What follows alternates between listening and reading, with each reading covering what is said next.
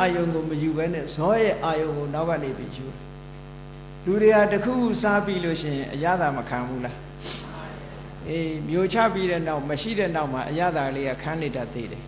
အဲ့ဒါမျိုးလို့ဒရာယုံဆိုတာကအရှိန်အဟုန်နောက်ကနေလိုက်သွားတဲ့ဟာလေးကိုပြောတာစာပေထဲမှာတော့ဥပမာပေးထားတယ်အရှိန်နဲ့ဆန်တက်သွားတဲ့မော်တော်ဘုတ်ရဲ့နောက်ကိုတဲ့ရေထဲမှာမျောနေတဲ့ဗေဒာပင်လေးတွေလိုဟာမျိုးလေးတွေကရေစည်းနောက်မလိုက်ဖဲနဲ့အဲ့ဒီမော်တော်ဘုတ်နောက်အရှိန်လေးနဲ့လိုက်ပါသွားတာမျိုးမရှိဘူးလားရှိအဲ့ဒီအရှိန်ပြင်းလို့ရှိရင်ပါသွားတဲ့သဘောလေးပါတဲ့အဲ့ဒါကိုဒရာရမဏလို့ခေါ်တယ်တန်အာရမဏတဆိုတာထိုဇောရဲ့အာယုံကိုပဲအာရမဏအာယုံပြုတယ်လို့ပြောတာအဲ့ဒီစိတ်ကမဟာဝိပဿစိတ်၈ခုနဲ့တန်တိရဏစိတ်၃ခုအဲ့ဒါအဲ့တော့ပေါင်းလိုက်တဲ့အခါကျတော့အခုဒီအစင်းအာယုံလေးနဲ့ဆက်ပြီးတော့ဖြစ်ပေါ်လာတဲ့စိတ်တွေဟာဒါအာယုံကလေးတစ်ခုတည်းပေါ်မှာစိတ်တွေအများကြီးအလုံးလုံးနေတယ်ဆိုတော့ပြောတာဒါနဲ့တင်ပြီးပြီလားဆိုမပြီးသေးဘူးဒီစိတ်နဲ့တင်မပြီးသေးဘူးဒါမျိုးတွေနောက်ထပ်ထပ်ပြီးတော့ဖြစ်အောင်မယ်ဒီအာယုံလေးနဲ့ပတ်သက်ပြီးတော့မနောဒွါရမှာထပ်ပြီးတော့လာအောင်မယ်ဘာတွေလာမလို့ဆိုရင်မနောဒွါရဝိဇ္ဇံဒီအာယုံဘက်ကိုထပ်မှန်ပြီးတော့ဥလှည့်ပေးလိုက်တဲ့စိတ်ကလေးတစ်ခါပေါ်လာပြန်တယ်ပေါ်လာပြီးရင်ဇောစိတ်တွေပေါ်မယ်ဒရာယုံတွေပေါ်မယ်နောက်တစ်ခါထပ်ပြီးတော့ဥလှည့်ပေးပြန်အောင်မယ်ဇောစိတ်တွေပေါ်မယ်ဒရာယုံတွေပေါ်မယ်နောက်တစ်ခါထပ်ဥလှည့်ပေးပြန်အောင်မယ်၄ခါလောက်လှည့်လိုက်တဲ့အခါမှာဩဒါပန်းမယ်ဆိုတာသိတာသို့တော်လည်းစိတ်ဆိုတာအလွန်လျင်မြန်သည့်အတွက်အခုမြင်အခုသိတယ်လို့ထင်ကြတာမြန်လုံးအာကြည့်လို့အခုမြင်အခုသိလို့ဒီလိုထင်ကောင်းပြီအဲ့ထဲပဲအစင်းအာယုံဆိုတဲ့အာယုံလေးတစ်ခုကိုအကြောင်းပြုပြီးတော့စိတ်တွေဟာဘလောက်ဖြစ်သွားရတယ်လဲစဉ်းစားကြည့်ထိုစိတ်တွေနဲ့ဆက်သွယ်ပြီးတော့အလုံးလုံးတဲ့စိတ်တွေဟာနံပါတ်1ပင်စဒ္ဒရာဝိဇ္ဇံစိတ်သူ့ရဲ့ကိစ္စကပါတယ်အဝိဇ္ဇံကိစ္စဆင်ញင်ပေးခြင်းအာယုံကိုဆင်ញင်ပေးခြင်းအာယုံဘက်ကိုဥလှည့်ပေးခြင်းဆိုတဲ့ကိစ္စနောက်ပြီးတော့စက္ခုဝိညာဉ်စိတ်နှစ်ခုမြင်ခြင်းကိစ္စအဝိဇ္ဇံကိစ္စမြင်ခြင်းကိစ္စကိုစာပေလို့ဓတနာကိစ္စအမြင်ကိစ္စအမြင်ကိစ္စပြီးတော့တမ္ပတိဆိုင်ကလက်ခံတာမို့လက်ခံတဲ့ကိစ္စလက်ခံခြင်းကိစ္စတန်တိရဏကစုံစမ်းတာဖြစ်သောကြောင့်စုံစမ်းခြင်းကိစ္စဝဋ္ဌပနာကခွဲခြားသတ်မှတ်တာဖြစ်သောကြောင့်ခွဲခြားသတ်မှတ်ခြင်းကိစ္စ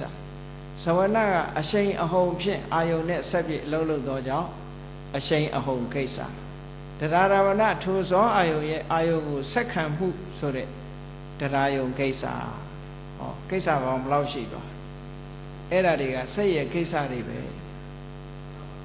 နော်စိတ်ရဲ့ကိစ္စတွေအဝိဇ္ဇံကိစ္စ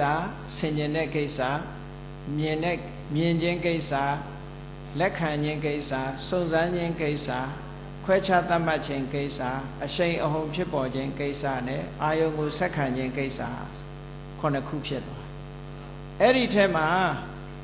အတန်အာယုံဆိုလို့ရှိရင်ကြားခြင်းကိစ္စဆိုတဲ့သောတာဝိညာဉ်စိတ်လာမယ်ကြားခြင်းကိစ္စနော်အတန်ဆိုရင်ကြားခြင်းကိစ္စဖြစ်မယ်တခါအနတ်ဆိုလို့ရှိရင်နမ်းရှူခြင်းကိစ္စအရသာဆိုလို့ရှိရင်လက်ရက်ခြင်းကိစ္စဟောတပါယုံဆိုလို့ရှိရင်ထိခြင်းကိစ္စဒီကိစ္စတွေလာလို့အဲဒီတော့ခုနထဲပဲကြားခြင်းကိစ္စတဝနာကိစ္စနမ်းရှူခြင်းကိစ္စခာယနာကိစ္စလက်ရက်ခြင်းကိစ္စတာယနာကိစ္စထိတွေ့ခြင်းကိစ္စဖုဒနာကိစ္စအဲ့ဒီ၄ခုထည့်လိုက်လို့ရှိရင်ခုနက12ခုတဲ့ခုနကထဲကိုဒီ၄ခုထည့်လိုက်လို့ရှိရင်ခုနက9ခု11ခုဖြစ်သွားတယ်ဟုတ်ကဲ့လားဒါစိတ်ရဲ့ function တွေကိုပြောနေတာเนาะစိတ်ကိစ္စ14ခုကိုစာတိုင်းရေးပြနေလို့ရှိရင်မမှတ်မိမှဆိုလို့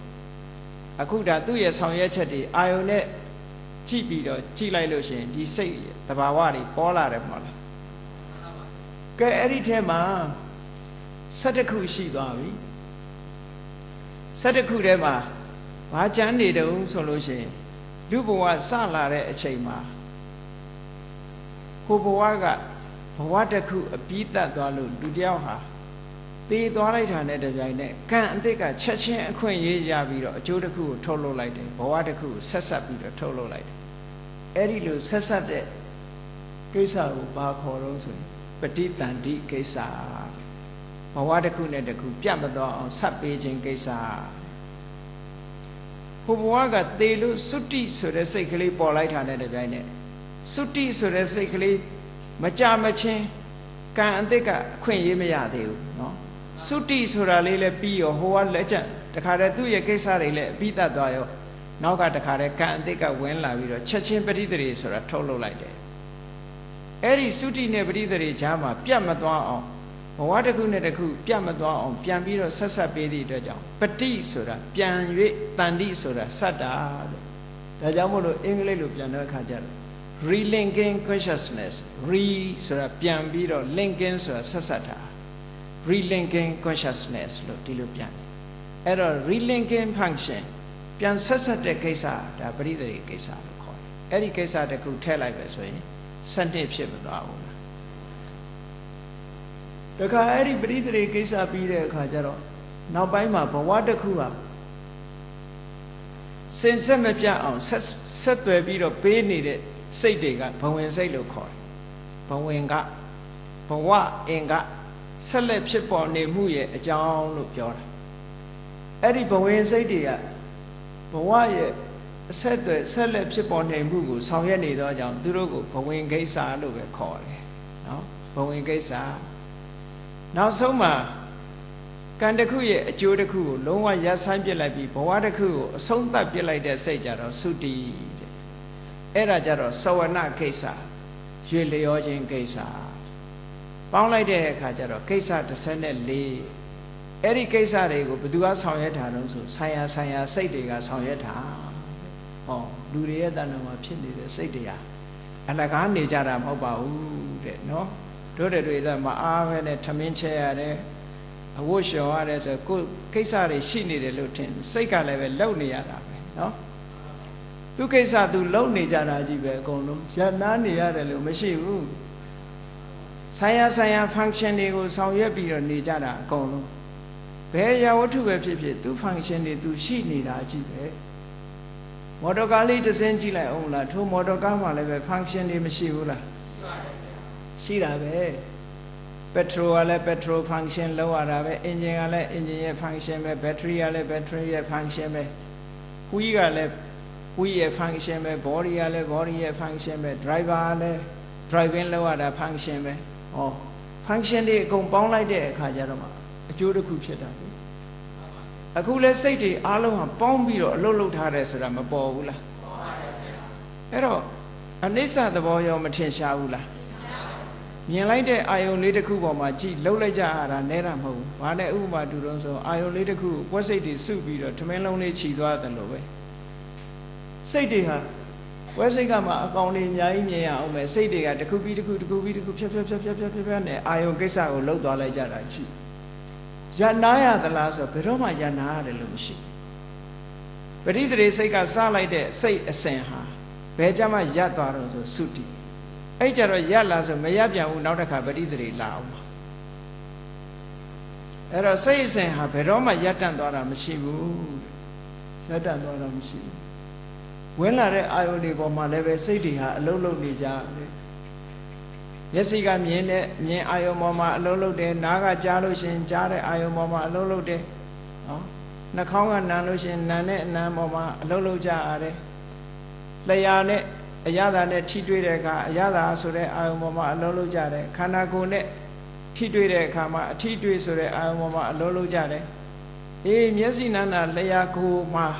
အာယုံတစ်ခုအသိဝင်လာတာမရှိဘဲနဲ့စိတ်အတွေးလေးနဲ့အလုံးလုံးနေတာလည်းမရှိဘူးလားရှိတယ်အဲ့တော့စိတ်ဟာ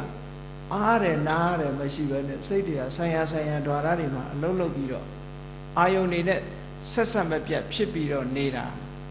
မြတ်စွာဘုရားကထိုအာယုန်တွေရဲ့ဒီစိတ်ပေါ်မှာလွှမ်းမိုးနေတာကိုအကြောင်းပြုပြီးတော့အာရမဏပစ္စယောလို့ဒီလိုဟောတာအချင်းချင်းဆက်သွယ်ပြီးတော့စိတ်တစ်ခုပြီးရင်တစ်ခုသွားနေတာကိုကြည့်ပြီးတော့အနန္တရပစ္စယောသမဏန္တရပစ္စယောနတ္ထိပစ္စယောဝိကတပစ္စယောလို့ဟောတာရှင်းစိတ်လေးတွေချုပ်သွားပြီးမှနောက်စိတ်ပေါ်နိုင်တာဖြစ်လို့ဥပနိဒေယပစ္စယောလို့ခေါ်တာနော် အာကြီးတဲ့အနန္တရူပနေတယပစ္စည်းတဲ့ဟောအဲ့ဒီထဲမှာပဲဇောစိတ်လေးတွေကတစ်ခုပြီးတစ်ခုသွားတာဖြစ်သောကြောင့်အာသေဝနအရှိန်အဟုန်ရှိတယ်ဆိုပြီးတော့ဟောတာအဲ့ဒီထဲမှာပဲကုသိုလ်ကံအကုသိုလ်ကံ